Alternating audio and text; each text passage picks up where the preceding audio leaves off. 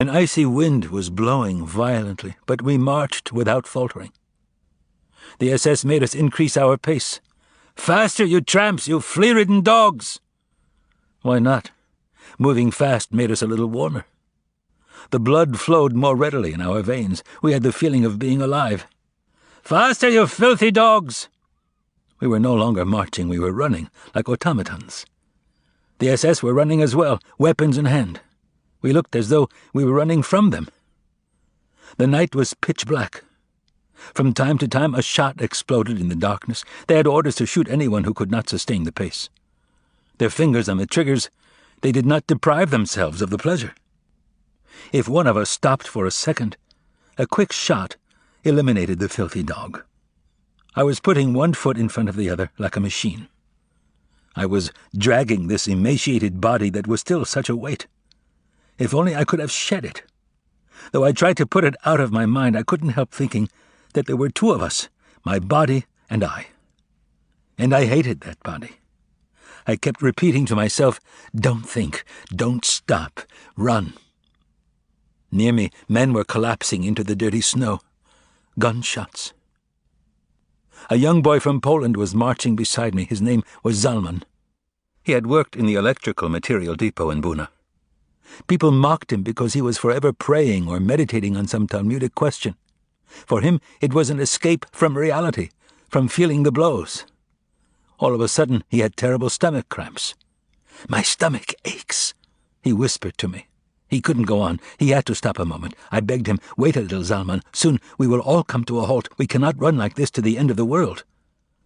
But while running, he began to undo his buttons and yelled to me, "I can't go on. My stomach is bursting. Make an effort, Zalman. Try. I can't go on," he groaned. He lowered his pants and fell to the ground. That is the image I have of him. I don't believe that he was finished off by an SS, for nobody had noticed. He must have died, trampled under the feet of the thousands of men who followed us. I soon forgot him. I began to think of myself again. My foot was aching. I shivered with every step. Just a few more meters, and it will be over. I'll fall. A small red flame, a shot. Death enveloped me. It suffocated me. It stuck to me like glue. I felt I could touch it. The idea of dying, of ceasing to be, began to fascinate me. To no longer exist.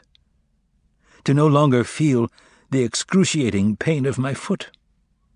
To no longer feel anything, neither fatigue nor cold, nothing.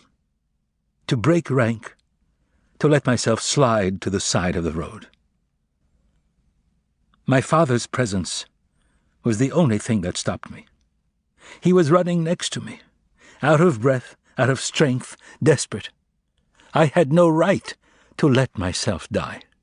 What would he do without me? I was his sole support. These thoughts were going through my mind as I continued to run, not feeling my numb foot, not even realizing that I was still running, that I still owned a body that galloped down the road among thousands of others. When I became conscious of myself again, I tried to slow my pace somewhat, but there was no way. These human waves were rolling forward and would have crushed me like an ant. By now, I moved like a sleepwalker. I sometimes closed my eyes, and it was like running while asleep. Now and then, someone kicked me violently from behind, and I would wake up. The man in back of me was screaming, "Run faster! If you don't want to move, let us pass you." But all I had to do was close my eyes to see a whole world pass before me, to dream of another life. The road was endless. To allow oneself to be carried by the mob, to be swept away by blind fate. When the SS were tired, they were replaced. But no one replaced us. Chilled to the bone, our throats parched, famished, out of breath, we pressed on. We were the masters of nature, the masters of the world. We had transcended everything, death, fatigue, our natural needs. We were stronger than cold and hunger, stronger than the guns and the desire to die, doomed and rootless, nothing but numbers. We were the only men on earth. At last, the morning star appeared in the gray sky. A hesitant light began to hover on the horizon. We were exhausted. We had lost all strength, all illusion. The commandant announced that we had already covered 20 kilometers since we left. Long since, we had exceeded the limits of fatigue. Our legs moved mechanically, in spite of us, without us. We came to an abandoned village. Not a living soul, not a single bark. Houses with gaping windows. A few people slipped out of the ranks, hoping to hide in some abandoned building. One more hour of marching and, at last, the order to halt. As one man, we let ourselves sink into the snow. My father shook me. "Not here. Get up. A little farther down. There's a shed over there. Come." I had neither the desire nor the resolve to get up. Yet I obeyed. It was not really a shed, but a brick factory whose roof had fallen in. Its window panes were shattered, its walls covered in soot. It was not easy to get inside. Hundreds of prisoners jostled one another at the door. We finally succeeded in entering. Inside, too, the snow was thick. I let myself slide to the ground.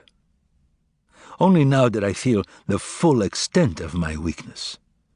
The snow seemed to me like a very soft, very warm carpet. I fell asleep. I don't know how long I slept, a few minutes or 1 hour. When I woke up, a frigid hand was tapping my cheeks. I tried to open my eyes. It was my father.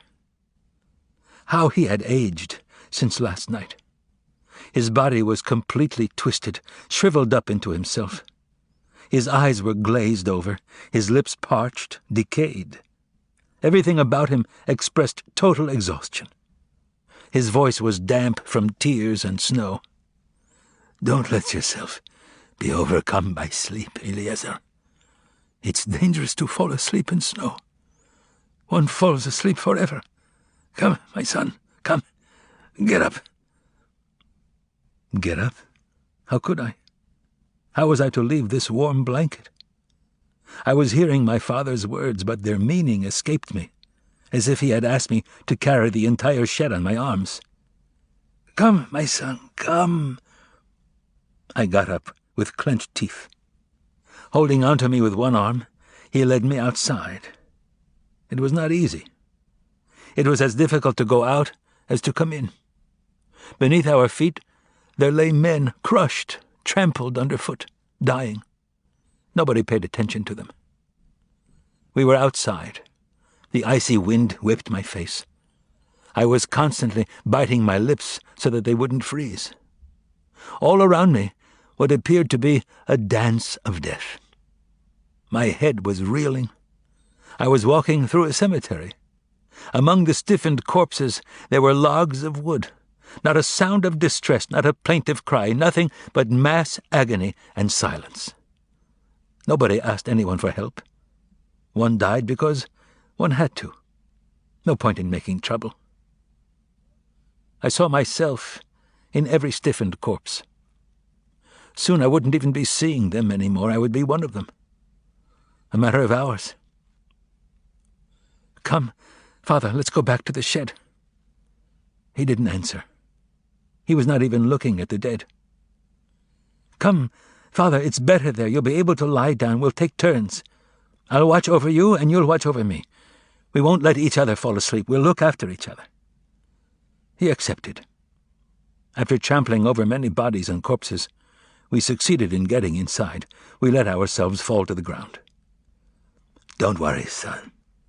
Go to sleep. I'll watch over you." "You first, Father. Sleep." He refused. I stretched out and tried to sleep, to doze a little, but in vain. God knows what I would have given to be able to sleep a few moments. But deep inside I knew that to sleep meant to die, and something in me rebelled against that death. Death which was settling in all around me, silently, gently. It would seize upon a sleeping person, steal into him, and devour him bit by bit. Next to me someone was trying to awaken his neighbor, his brother, perhaps, or his comrade. In vain. Defeated, he lay down too, next to the corpse, and also fell asleep. Who would wake him up? Reaching out with my arm, I touched him. "Wake up! One mustn't fall asleep here." He half opened his eyes. "No advice," he said, his voice a whisper. "I'm exhausted. Mind your business. Leave me alone." My father, too, was gently dozing. I couldn't see his eyes. His cap was covering his face. "Wake up," I whispered in his ear. He awoke with a start. He sat up, bewildered, stunned, like an orphan. He looked all around him, taking it all in as if he had suddenly decided to make an inventory of his universe, to determine where he was and how and why he was there. Then he smiled. I shall always remember that smile. What world did it come from? Heavy snow continued to fall over the corpses. The door of the shed opened. An old man appeared. His mustache was covered with ice. His lips were blue. It was Rabbi Eliyahu, who had headed a small congregation in Poland. A very kind man, beloved by everyone in the camp, even by the kapos and the Blockälteste. Despite the ordeals and deprivations, his face continued to radiate his innocence. He was the only rabbi whom nobody ever failed to address as rabbi in Buna. He looked like one of those prophets of old, always in the midst of his people when they needed to be consoled. And strangely, his words never provoked anyone. They did bring peace. As he entered the shed, his eyes, brighter than ever, seemed to be searching for someone. "Perhaps someone here has seen my son." He had lost his son in the commotion. He had searched for him among the dying, to no avail. Then he had dug through the snow to find his body. In vain. For 3 years they had stayed close to one another. Side by side they had endured the suffering, the blows. They had waited for their ration of bread and they had prayed. 3 years, from camp to camp, from selection to selection. And now, when the end seemed near, fate had separated them. When he came near me, Rabbi Eliyahu whispered, "It happened on the road. We lost sight of one another during the journey. I fell behind a little, at the rear of the column. I didn't have the strength to run any more. And my son didn't notice. That's all I know. Where has he disappeared? Where can I find him? Perhaps you've seen him somewhere." "No, Rabbi Eliyahu, I haven't seen him." And so he left, as he had come. A shadow swept away by the wind. He had already gone through the door when I remembered that I had noticed his son running beside me. I had forgotten, and so had not mentioned it to Rabbi Eliyahu. But then I remembered something else. His son had seen him losing ground, sliding back to the rear of the column. He had seen him. And he had continued to run in front, letting the distance between them become greater. A terrible thought crossed my mind. What if he had wanted to be rid of his father? He had felt his father growing weaker and, believing that the end was near, had thought by this separation to free himself of a burden that could diminish his own chance for survival. It was good that I had forgotten all that. And I was glad that Rabbi Eliyahu continued to search for his beloved son. And in spite of myself, a prayer formed inside me, a prayer to this God in whom I no longer believed. O God, Master of the universe, give me the strength never to do what Rabbi Eliyahu's son has done. There was shouting outside in the courtyard. Night had fallen and the SS were ordering us to form ranks. We started to march once more. The dead remained in the yard, under the snow, without even a marker, like fallen guards. No one recited Kaddish over them. Sons abandoned the remains of their fathers without a tear. On the road it snowed and snowed. It snowed endlessly. We were marching more slowly. Even the guards seemed tired. My wounded foot no longer hurt, probably frozen. I felt I had lost that foot. It had become detached from me like a wheel fallen off a car. Never mind. I had to accept the fact. I would have to live with only one leg. The important thing was not to dwell on it, especially now. Leave those thoughts for later. Our column had lost all appearance of discipline. Everyone walked as he wished, as he could. No more gunshots. Our guards surely were tired. But death hardly needed their help. The cold was conscientiously doing its work. At every step, somebody fell down and ceased to suffer. From time to time, SS officers on motorcycles drove the length of the column to shake off the growing apathy. "Hold on, we're almost there. Courage, just a few more hours. We're arriving in Gleiwitz." These words of encouragement, even coming as they did from the mouths of our assassins, were of great help. Nobody wanted to give up now, just before the end, so close to our destination. Our eyes searched the horizon for the barbed wire of Gleiwitz. Our only wish was to arrive there quickly. By now it was night. It had stopped snowing. We marched a few more hours before we arrived. We saw the camp only when we stood right in front of its gate. The capos quickly settled us into the barrack. There was shoving and jostling as if this were the ultimate haven, the gateway to life. People trod over numbed bodies, trampled wounded faces. There were no cries, only a few moans. My father and I were thrown to the ground by this rolling tide. From beneath me came a desperate cry. "You're crushing me! Have mercy!" The voice was familiar. "You're crushing me! Mercy! Have mercy!" The same faint voice, the same cry I had heard somewhere before. This voice had spoken to me one day. When? Years ago? No, it must have been in the camp. "Mercy!" Knowing that I was crushing him, preventing him from breathing, I wanted to get up and disengage myself to allow him to breathe, but I myself was crushed under the weight of other bodies. I had difficulty breathing. I dug my nails into unknown faces. I was biting my way through, searching for air. No one cried out. Suddenly I remembered Juliek, the boy from Warsaw who played the violin in the Buna orchestra. "Juliek, is that you? Eliezer, the 25 whiplashes, yes, I remember." He fell silent. A long moment went by. "Juliek, can you hear me, Juliek?" "Yes," he said feebly. "What do you want?" He was not dead. "Are you all right, Juliek?" I asked, less to know his answer than to hear him speak to know he was alive. "All right, Eliezer, all right. Not too much air. Tired, my feet are swollen. It's good to rest, but my violin—" I thought he'd lost his mind. His violin? Here? "What about your violin?" He was gasping. I'm afraid they'll break my violin. I brought it with me." I could not answer him. Someone had lain down on top of me, smothering me. I couldn't breathe through my mouth or my nose. Sweat was running down my forehead and my back. This was it. The end of the road, a silent death, suffocation. No way to scream, to call for help. I tried to rid myself of my invisible assassin. My whole desire to live became concentrated in my nails. I scratched. I fought for a breath of air. I tore at decaying flesh that did not respond.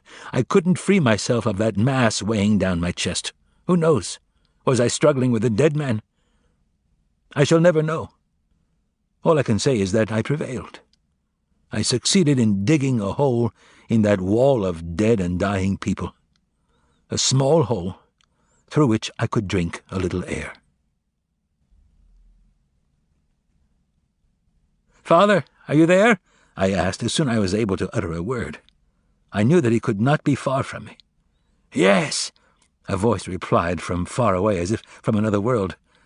"I'm trying to sleep." He was trying to sleep. Could one fall asleep here? Wasn't it dangerous to lower one's guard even for a moment when death could strike at any time? Those were my thoughts when I heard the sound of a violin. A violin in a dark barrack where the dead were piled on top of the living. Who was this madman who played the violin here at the edge of his own grave? Or was it a hallucination? It had to be Juliek. He was playing a fragment of a Beethoven concerto. Never before had I heard such a beautiful sound, in such silence. How had he succeeded in disengaging himself, to slip out from under my body without my feeling it? The darkness enveloped us. All I could hear was the violin, and it was as if Yuliak's soul had become his bow. He was playing his life. His whole being was gliding over the strings, his unfulfilled hopes, his charred past, his extinguished future. He played that which he would never play again. I shall never forget Yuliak. How could I forget this concert given before an audience of the dead and dying? Even today, when I hear that particular piece by Beethoven, my eyes close, and out of the darkness emerges the pale and melancholy face of my Polish comrade bidding farewell to an audience of dying men. I don't know how long he played. I was overcome by sleep. When I awoke at daybreak, I saw Yuliak facing me, hunched over, dead. Next to him lay his violin, trampled, an eerily poignant little corpse.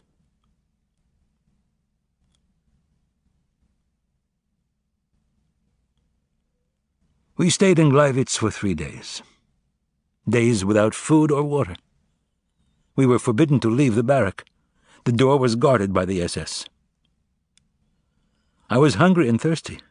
I must have been very dirty and disheveled, to judge by what the others looked like. The bread we had brought from Buna had been devoured long since, and who knew when we would be given another ration? The front followed us. We again could hear the cannons very close by, but we no longer had the strength or the courage to think that the Germans would run out of time, that the Russians would reach us before we could be evacuated. We learned that we would be moved to the center of Germany. On the 3rd day at dawn, we were driven out of the barrack. We threw blankets over our shoulders like prayer shawls. We were directed to a gate that divided the camp in two. A group of SS officers stood waiting. A word flew through our ranks: selection. The SS officers were doing the selection, the weak to the left, those who walked well to the right. My father was sent to the left. I ran after him. An SS officer shouted at my back, "Come back!" I inched my way through the crowd.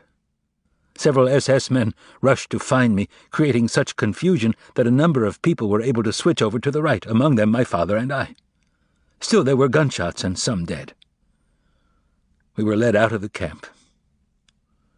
After a half-hour march, we arrived in the very middle of a field crossed by railroad tracks. This was where we were to wait for the train's arrival. Snow was falling heavily. We were forbidden to sit down or to move. A thick layer of snow was accumulating on our blankets. We were given bread, the usual ration. We threw ourselves on it. Someone had the idea of quenching his thirst by eating snow. Soon we were all imitating him. As we were not permitted to bend down, we took out our spoons and ate the snow off our neighbors' backs. A mouthful of bread and a spoonful of snow. The SS men who were watching were greatly amused by the spectacle. The hours went by. Our eyes were tired from staring at the horizon, waiting for the liberating train to appear. It arrived only very late that evening. An infinitely long train composed of roofless cattle cars. The SS shoved us inside, 100 per car. We were so skinny. When everybody was on board, the convoy left.